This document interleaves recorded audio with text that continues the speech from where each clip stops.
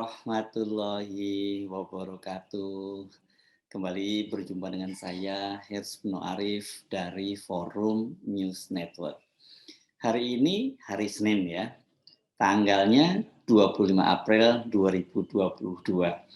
Mengapa saya perlu mengingatkan kepada Anda bahwa hari ini tanggal 25 April? Penting kita catat, terhitung hari Kamis 28 April 2022, Presiden Jokowi itu akan memberlakukan larangan ekspor minyak goreng dan bahan bakunya. Jadi aturan itu tinggal 3 hari lagi akan diberlakukan. Sampai kapan? Anda pasti akan punya pertanyaan lanjutan seperti itu. Sebab kalimat sampai waktu yang ditentukan itu adalah pertanyaan terbuka, open-ended statement. Kapan itu? Kalau menyimak pidato resmi Presiden Jokowi pada hari Jumat 22 April lalu, ada patokannya, yakni sampai kebutuhan minyak goreng di dalam negeri melimpah. Ya, Anda nggak salah mendengar. Kosakata yang dipilih oleh Presiden Jokowi adalah melimpah. Pilihan kosakata itu pasti punya maksud tertentu. Secara psikologis setidaknya dimaksudkan untuk membuat hati emak-emak senang, rakyat juga senang. Karena kalau emak-emak senang kan keluarga juga senang dan rakyat senang. Targetnya tentu saja merebut kembali hati emak-emak yang dalam 6 bulan terakhir ini nyap-nyapan, mengutuk dan menyumpahi pemerintah, terutama Menteri Perdagangan M. Lutfi, dan tentu saja Presiden Jokowi kena imbasnya karena minyak ini langka ya, minyak goreng itu langka. Mereka harus antri berjam-jam, bahkan seperti yang pernah terjadi di Sumatera Utara, ada rombongan emak-emak dari Sibolga, Tapanuli Tengah, yang harus menempuh perjalanan 12 jam ke kota Medan hanya untuk antri minyak goreng. Itu belum seberapa, ada peristiwa yang lebih tragis karena kelangkaan minyak goreng ini. 2 orang mama yang harus meregang nyawa karena antri minyak goreng. Dan ironisnya peristiwa itu terjadi di Kalimantan Timur, sebuah provinsi yang salah satu kabupatennya dipilih akan menjadi ibu kota negara baru oleh Jokowi. Satu orang lagi mama itu seingat saya dia wafat itu di Samarinda. Jadi ia bertetangga dengan calon ibu kota baru. Ini kan gambaran yang sangat ekstrim dari bunyi pepatah seperti ayam mati di lumbung padi. Sebab Indonesia adalah negara produsen dan pengekspor CPO terbesar di dunia. Jadi memang kudunya kita di Indonesia ini punya stok minyak goreng yang melimpah.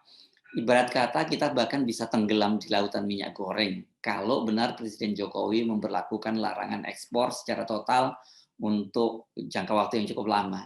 Kelangkaan minyak goreng inilah salah satu hal yang kemarin membuat mahasiswa di seluruh Indonesia bergerak, bahkan sampai kota-kota kecil yang selama ini kita jarang sekali mendengar ada unjuk rasa ya. Benar bahwa pemicunya pada waktu itu adalah wacana penundaan pemilu. Tapi setelah Presiden Jokowi mencabut atau minta para menterinya menghentikan wacana penundaan pemilu, ternyata mereka ini tetap turun ke jalan. Tanggal 21 kemarin mahasiswa masih turun ke jalan di Jakarta. Sebab bukan itu satu-satunya alasan mereka berunjuk rasa ya. Kenaikan harga-harga dan kelangkaan minyak goreng itu masuk dalam daftar panjang tuntutan mahasiswa. Apalagi sekarang setelah masyarakat dan mahasiswa tahu bahwa kelangkaan minyak goreng itu akibat ulah mafia minyak goreng yang sedang mengumpulkan dana untuk membiayai penundaan pemilu. Dijamin kabar terbaru ini pasti akan membuat mahasiswa dan emak-emak akan lebih marah lagi. Ini kurang ngajar betul ini. Rupanya kita menderita selama 6 bulan ini karena ulah mereka ya. Informasi yang diungkap oleh anggota DPR RI Masinton Pasaribu itu memang benar-benar membuat kita jadi terperangah. Kok jahat banget ya mereka ini ya. Demi memperpanjang masa jabatan dengan cara menunda pemilu, kemudian mereka tega-teganya membuat hidup rakyat jadi sengsara. Ini penguasa macam apa ya? Yang senang, yang tega membuat rakyatnya sengsara hanya demi tujuan untuk memperpanjang kekuasaan. Ini benar-benar nggak ada kata yang bisa untuk menggambarkan penguasa yang zalim, penguasa yang lalim, penguasa yang jahat seperti yang terjadi saat ini. Nah, Anda pasti bertanya-tanya, untuk apa sih dana yang mereka kumpulkan dari mempermainkan surat izin impor itu? Yang sangat jelas adalah untuk membiayai kebulatan tekad yang hingga kini masih terus berlangsung di berbagai daerah. Anda pasti setiap hari masih bisa nonton ada kiriman kebulatan tekad dari berbagai daerah. Ada berapa orang datang ke sini? Ya kurang lebih 20. Naik apa datang sini? Naik angkutan Metro Mini. Rencananya ke sini apa yang mau dilakukan ini? Mendukung Jokowi, lantik jadi Polri. Udah. Mengapa mendukung Jokowi lantik jadi Polri? Gak tahu, saya juga. Saya gak pernah nonton TV. Gak tahu begini, suruh begini, saya ikut-ikut aja. Maksudnya disuruh siapa? Disuruh yang bawa. Kenapa mau? Dapat duit. Dapat duit gimana? Dikasih uang capek. Nah itu tadi gambaran kebulatan tekad yang dilakukan di berbagai daerah. Ini kasihan nih ya.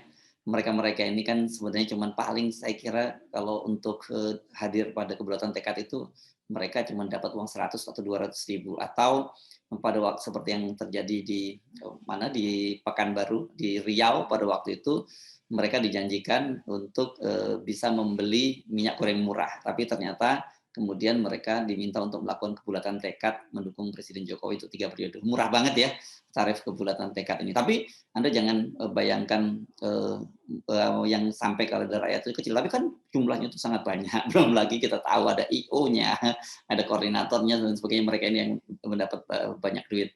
Kemudian untuk apa lagi? Untuk kampanye melalui media dan media sosial, untuk membayar para buzzer. Ini pasti jelas ini. Untuk membayar lembaga survei yang mau mendukung wacana penundaan pemilu. Dan kemudian pasti yang paling besar itu untuk membayar parpol dan anggota DPR serta DPD yang mau bersedia mendukung penundaan pemilu melalui amandemen Undang-Undang Dasar 45. Bahkan beberapa waktu lalu itu politisi dari Partai Demokrat, Panca itu dapat bocoran bahwa DP penundaan pemilu itu sudah bisa diambil oleh para anggota DPR. Tolong Anda catat ya, Panca ini pula yang pertama kali membocorkan ke publik foto Luhut Panjaitan bersama komisaris PT Wilmar MP Tumanggor. Sejauh ini upaya mereka untuk menunda pemilu dan memperpanjang masa jabatan Jokowi itu gagal total. Saya perlu memberi garis merah sejauh ini ya, karena mereka masih terus berusaha. Semua menolak wacana penundaan pemilu. Kalau kita amati sekarang pemberitaan-pemberitaan media itu sekarang sudah mulai bergeser ke tengah ya, bahkan mungkin lebih jauh dari tengah, karena kalau tadinya itu mereka betul-betul berada di kiri ya mendukung Presiden Jokowi, media-media ini terutama media-media yang dimiliki para taipan yang mendukung Presiden Jokowi. Nah, kemudian bagaimana dengan lembaga survei? Wah, lembaga survei kan selama ini juga banyak sekali yang jadi pendukung Presiden Jokowi. Ingat waktu itu wacana tingkat kepuasan publik terhadap Presiden Jokowi itu masih sangat tinggi. Bahkan ada sebuah lembaga survei yang nekat menyatakan bahwa kepuasan terhadap Presiden Jokowi itu naik karena kebijakan terhadap minyak goreng. Masih ada. Nah, tetapi sekarang sebagian besar lembaga survei yang tadinya mendukung Presiden Jokowi itu sudah mulai mempublikasikan hasil survei-survei yang berlawanan dengan kehendak mereka. Disebutkan bahwa mayoritas rakyat menolak penundaan pemilu dan tidak ingin memperpanjang masa jabatan Presiden Jokowi. Ini sangat telak ya kalau mereka-mereka yang tadinya mendukung kemudian juga berbalik arah. Bagaimana dengan partai politik pendukung pemerintah? Semua juga menolak dan memasang badan menentang kehendak lacur itu. Sekarang ini kalau kita perhatikan tinggal Golkar dan PKB yang masih bertahan. Tapi saya kira ini menunggu waktu juga untuk berbalik. Kalau arus gelombang penolakan sangat besar, mereka pasti juga akan berbalik. PAN yang tadinya jadi pendukung juga sudah lebih dulu berbalik badan ini ya. Pukulan terhadap wacana penundaan pemilu itu semakin berat. Itu setelah Kejaksaan Agung menetapkan dan langsung menahan 4 orang tersangka yang disebut sebagai mafia minyak goreng. Mereka adalah Dirjen Perdagangan Luar Negeri, Departemen Perdagangan Indra Sari Wisnuwardana, dan 3 orang komisaris dan eksekutif dari 3 korporasi besar perusahaan sawit. Dari 4 orang yang sudah jadi tersangka itu, sekarang fokus perhatian publik dan media tertuju hanya pada 2 orang saja. Pertama, Dirjen Perdagangan Luar Negeri Indra Sari Wisnuwardana, dan kedua komisaris PT Wilmar Nabati MP Tumanggor. Publik ini meragukan kalau sebagai dirjen Indra Sari itu bisa bermain sendirian menerbitkan surat izin ekspor. Pasti ada kekuatan besar di atasnya yang ikut bermain. Apalagi bila sinyalemen yang disampaikan Mas Hinton itu betul bahwa mereka ini memainkan kuota ekspor, surat izin ekspor dalam rangka pengumpulan dana untuk penundaan pemilu.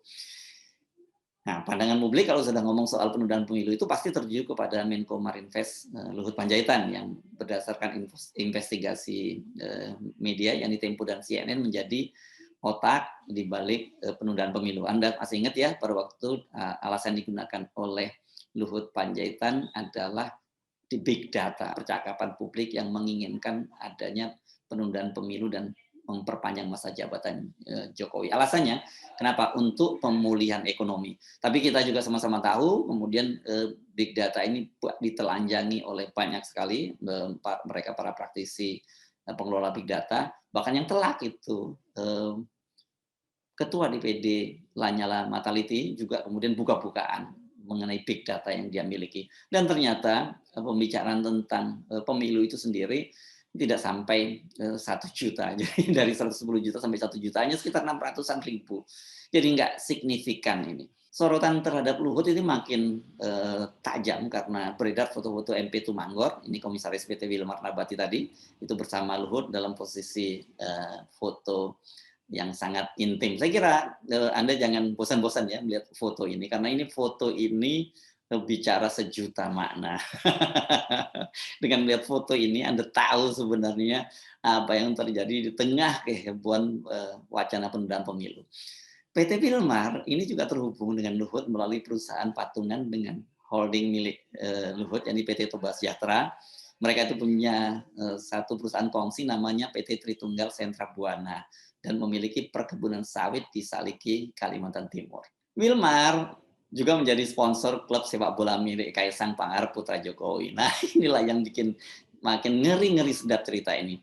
Penangkapan para tersangka mafia minyak goreng dan info yang diledakkan oleh Masinton Pasaribu inilah yang tampaknya mendasari mengapa tiba-tiba Jokowi mengumumkan larangan total ekspor minyak goreng dan bahan bakunya. Langkah dramatis itu kita bisa baca bertujuan agar Jokowi itu tidak dikait-kaitan dengan mafia minyak goreng, khususnya yang lebih serius inilah pengumpulan dana untuk menunda pemilu dan juga aliran dana sponsor kepada putranya Kaisang Pangarep. Toh sekarang, ini kira-kira cara berpikirnya Pak Jokowi, dia sudah bisa membuktikan, bisa bertindak tegas dan tidak kenal kompromi ketika berurusan dengan para pemain sawit dan minyak goreng. Masuk masih dikait-kaitkan lagi gitu, kalau saya terkait dengan mafia minyak goreng ini, mana berani saya mengambil keputusan seperti ini. Kira-kira begitu cara berpikir Pak Jokowi. Nah sekarang kan tinggal terpulang pada publik, apakah publik percaya dengan keputusan Pak Jokowi ini. Nah sekarang kita kembali kepada pertanyaan awal, sampai kapan larangan itu akan berlangsung? Sebulan, 2 bulan, seminggu, 2 minggu, atau bahkan hanya sehari atau 2 hari? Soal ini sekarang dijadikan bahan tebak-tebakan bahwa bahkan ada juga yang menjadikannya taruhan. Saya kira kalau Anda yang puasanya serius nggak mungkin ya menjadikan taruhan, paling ini tebak-tebakan gitu. Taruhannya apa? Ya taruhannya traktir buka puasa. Kalau yang ini saya kira nggak dosa ya, mentraktir orang buka puasa itu kan malah dapat pahalanya sama dengan mereka yang berpuasa. Jadi yang kalah juga untung, bahkan yang kalah menurut saya malah lebih untung. Nah mereka ini yang melakukan tebak-tebakan atau bahkan bertaruh ini nggak terlalu salah. Sebab pemerintah ini kan punya catatan pernah melakukan hal yang sama pada sektor batu bara.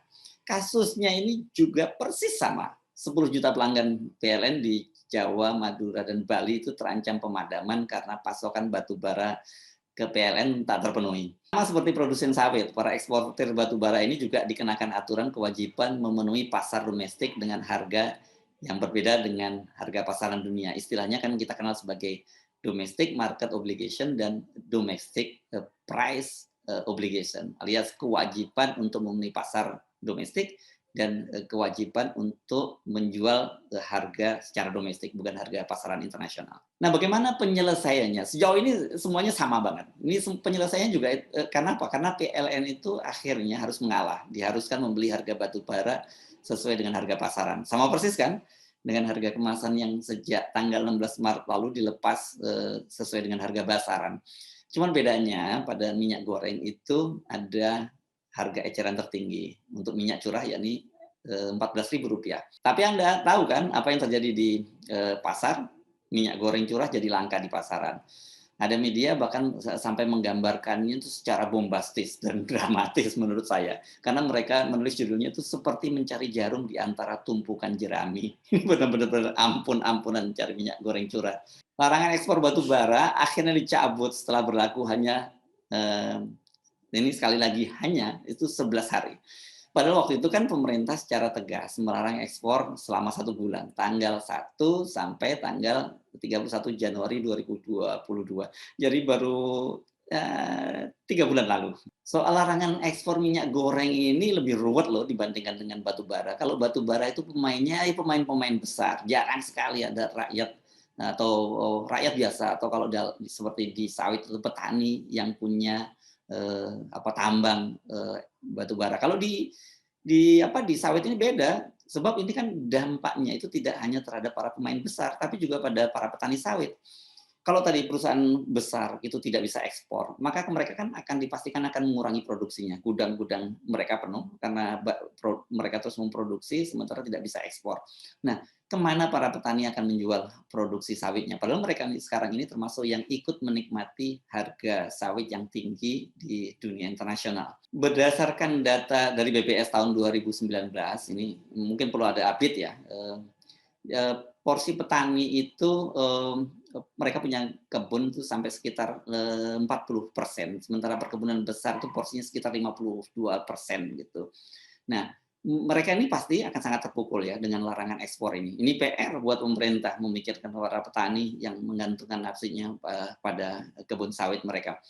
Belum lagi kalau kita bicara kerugian yang dialami korporasi besar sawit yang ya saya sebut dalam tanda petik tidak ikut terlibat dalam kasus mafia minyak goreng. Mereka yang tergabung dalam gabungan asosiasi pengusaha kelapa sawit Indonesia ini pasti tidak akan tinggal diam. Lobby-lobby mereka ini di pemerintahan kan sangat kuat. Ya, ini tarik menariknya pasti akan sangat menarik ya. Nah, bagaimana dengan pemerintah sendiri? Dipastikan ini yang sekarang pusing 7 keliling adalah Menko Sri Mulyani.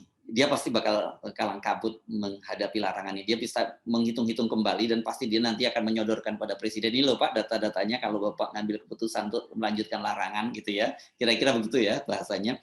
Nah, pada tahun 2021 itu penghasilan pemerintah dari ekspor CPO dan batu bara itu menyelamatkan APBN yang babak belur karena pandemi. Para ekonom juga punya hitung-hitungan ini tentang larangan ini. Kalau larangan ekspor minyak goreng dan bahan bakunya diberlakukan selama 1 bulan saja, maka Indonesia itu akan kehilangan pendapatan sebesar 3 miliar US dollar. Kalau dirupiahkan dengan kurs 14.000 saja, itu total mencapai 42 triliun. Maafkan kemarin ya saya salah menyebut bahwa per bulannya itu kalau 3 miliar US dollar itu saya sebut 4,2 triliun. Jadi dikalikan 10, 42 triliun. Maafkan saya karena rupanya hitung-hitungan saya untuk angka-angka yang besar semacam ini memang sangat berat. Tapi sekarang sudah saya koreksi ya. Ini kan pendapat yang sangat besar. Sementara kalau pendapatan yang langsung diterima oleh pemerintah dari pajak ekspor itu mencapai 4 triliun. Atau setahunnya sekitar 48 triliun sampai 50 triliun. Perlu dicatat, pendapatan itu ketika kebijakan domestic market obligation 30% masih diberlakukan. Padahal pemerintah kan baru saja menghapus kebijakan domestic market obligation 30% itu dan sebagai gantinya menaikkan pajak ekspor dari 375 US dollar per ton itu menjadi 675 US dollar per ton. Jadi ada kenaikan 80%. Alasannya kenaikan tarif itu untuk menjaga pasokan minyak goreng dalam negeri dan subsidi minyak goreng dengan harga eceran tertinggi 14.000. Dengan begitu dipastikan devisa yang akan masuk itu kalau aturan ini diberlakukan dan tidak ada larangan ekspor itu kan akan meningkat 30%. Sementara pajak ekspor juga akan meningkat lebih tinggi. Kalau dari semula, katakanlah semula ya ketika masih dengan DMO itu total 4 triliun per bulan, itu dengan naik 80% itu kan bisa menjadi, dengan tambahan DMO 30% itu menjadi 5,2 triliun.